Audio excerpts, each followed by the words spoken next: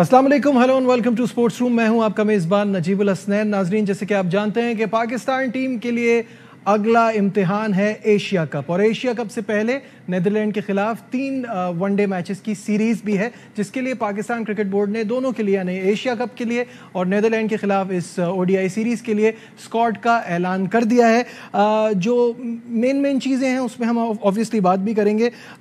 Hasan Ali drop हुए हैं, नसीम शाह का टीम में कमबैक हुआ है, सलमान अली आगा सरप्राइजिंगली जगह बनाने में कामयाब हुए हैं, शान मसूद को कंसिडर नहीं किया है, और for some reason Saud Shakeel नहीं है। एशिया कप में हम सिर्फ एक ही विकेट कीपर के साथ जाएंगे। इन तमाम चीज़ों पर हम बात करेंगे, सिलेक्शन के हवाले से बात करेंगे। स्टूडियो में मेरे साथ मौजूद हैं are sports correspondent Shahid Hashmi साहब। शाहिद साहब, अस्सलाम वालेकुम, वेलकम टू द शो।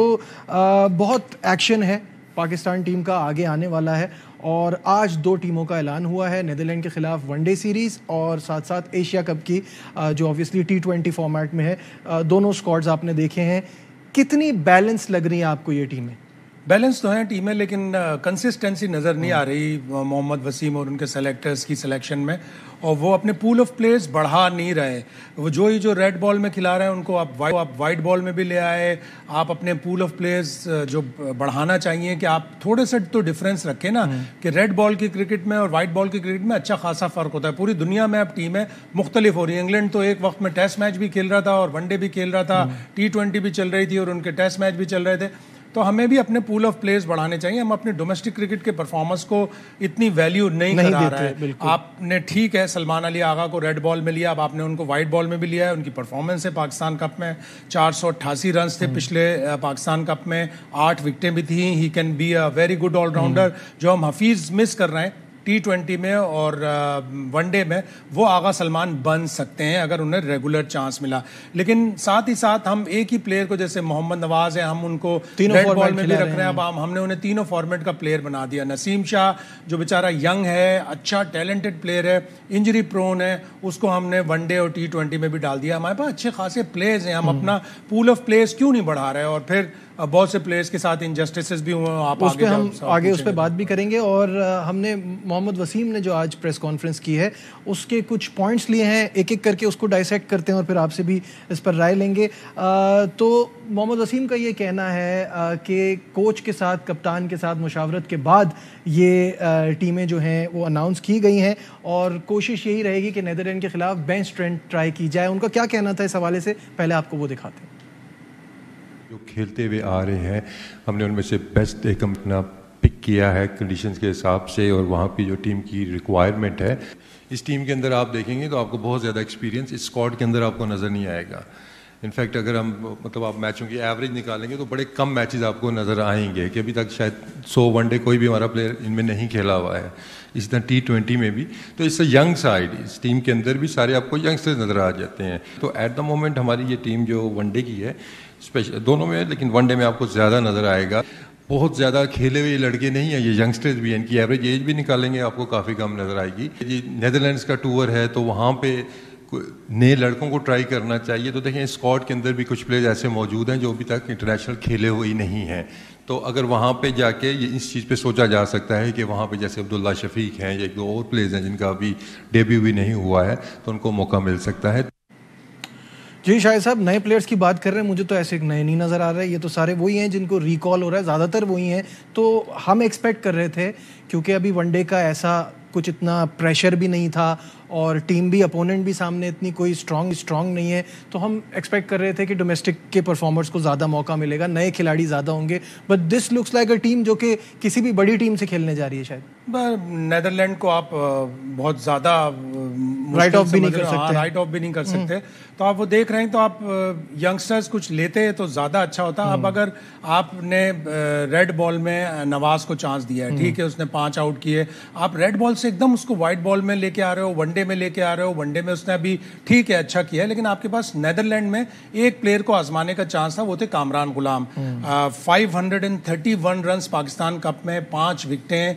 वो कब आखिर सेलेक्ट होगा? नेशनल रिकॉर्ड उसने कायद-ए-आज़म ट्रॉफी में बनाया, ना वो रेड बॉल में है ना वो वाइट बॉल में है। अगर कोई ओपनर सेलेक्ट होता है इस टूर के लिए, नीदरलैंड के लिए, तो या तो आप शान मसूद को लेते कि वो इंग्लैंड में इतना अच्छा खेल के आया। एक सीजन पहले पिछले पाकिस्तान कप में उसने بھی 400-500 رنز بنائے تھے, 2 یا 3 اس کی سینچریاں تھیں. صاحبزادہ فرحان کے بڑے اچھے رن ہیں, مستقل رن بنا رہے ہیں. حسیب اللہ خان کے بڑے اچھے رن, حسیب اللہ کو آپ چانس دے سکتے تھے, جو آپ نے جو آپ کا اس پاکستان کپ کا ٹاپ اسکورر تھا, آپ نے چانس دیا عبداللہ شفیق کو. صرف ٹوٹل 4 ون ڈے میچ ہیں, لسٹ ہے کہ 57 رنز ہیں, ایک اننگ میں اس کے 27 یا 28 ہائیسٹ ہے.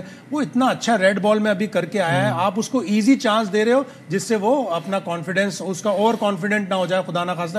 وہ اچھا پلیئر ہے, اس نے ریڈ بال میں اپنے آپ کو پروو کیا ہے. آپ کیوں ایسے پلیئر کو چانس دے رہے ہو جس کا لسٹ ہے میں؟ اسی طرح لسٹ ہے میں نسیم شاہ کا بھی ریکارڈ اچھا نہیں ہے, 3 یا 4 میچ کھیلیں, آپ ایک دم سے اس کو حسن علی کا ریپلیسمنٹ کے طور پر آپ اسے T20 میں رکھتے.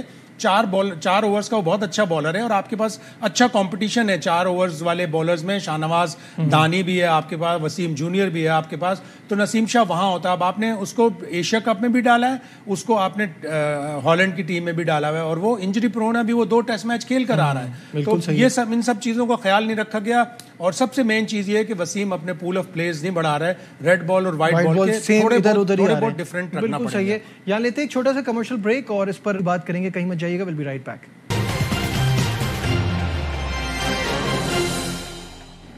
Glad to have you back once again in Sports Room. اور آج ہم پروگرام میں بات کر رہے ہیں محمد وسیم نے جو دونوں ٹیمیں اناؤنس کی ہیں پاکستان کی ایشیا کپ کے لیے اور نیدرلینڈ کے خلاف ون ڈے سیریز کے لیے. شاہد ہاشمی صاحب اسٹوڈیو میں ہمارے ساتھ موجود ہیں. جو ایشیا کپ کے لیے انہوں نے ایک وکٹ کیپر رکھا ہے, اس پہ انہوں نے جسٹیفیکیشن یہ دی ہے کہ فاسٹ بالر اسپنر کا بیک اپ ہے. ایشیا کپ کے لیے UAE اتنا دور نہیں ہے, اگر ضرورت پڑے گی تو دوسرا کیپر بھی آ سکتا ہے. کیا کہنا تھا یہ جلدی سے وہ آپ کو دکھاتے ہیں.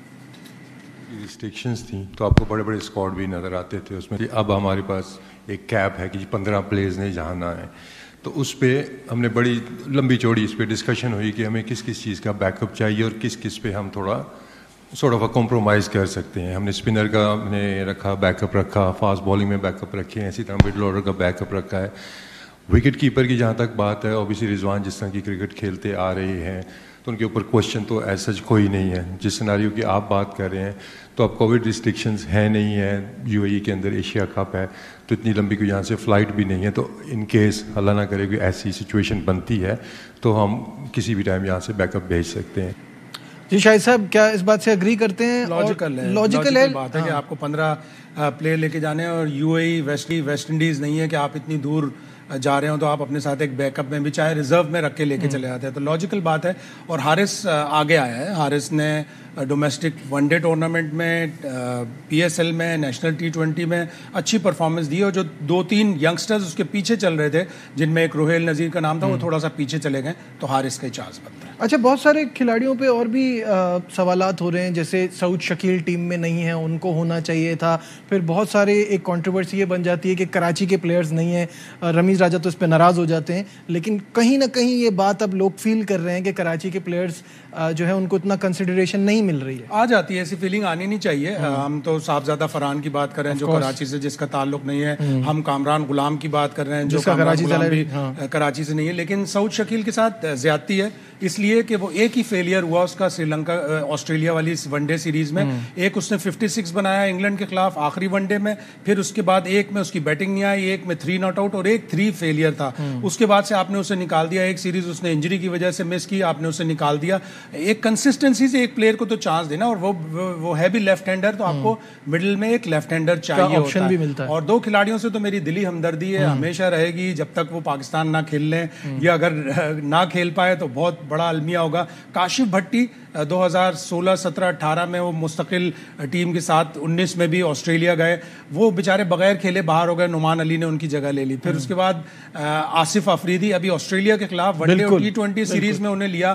پچھلے سال پاکستان کپ میں وہ ٹاپ وکٹ ٹیکر تھے, بالکل جیسی اولڈ فاکس جیسے نہیں کہتے اس طرح سے وہ بالنگ کرتے ہیں. T20 کے بھی بڑے اچھے پلیئر ہیں, بیٹنگ بھی کر لیتے ہیں, ان سے بھی میری دلی ہمدردی, اللہ کرے وہ بھی کھیل جائیں. ایک سیریز میں ان کی تو ایج بھی ان کی سائیڈ نہیں ہے, ان کو تو یہ موقع مل جانا چاہیے بغیر کھلائے کسی کو. اور ایک مجھے لگتا تھا چلتے چلتے میں آپ کو بتا دوں کہ ایشیا کپ میں زمان خان کو لینا چاہیے تھا. جس طرح وہ سلنگنگ ایکشن ہے اس کا, ان نون کوانٹٹی ایک ہوتی, انڈیا کے سامنے آپ اسے ڈالتے ہیں, اس کے بعد پیس بھی ہے. اس نے 18 آؤٹ کیے تھے PSL کے, emerging player of the tournament تھا.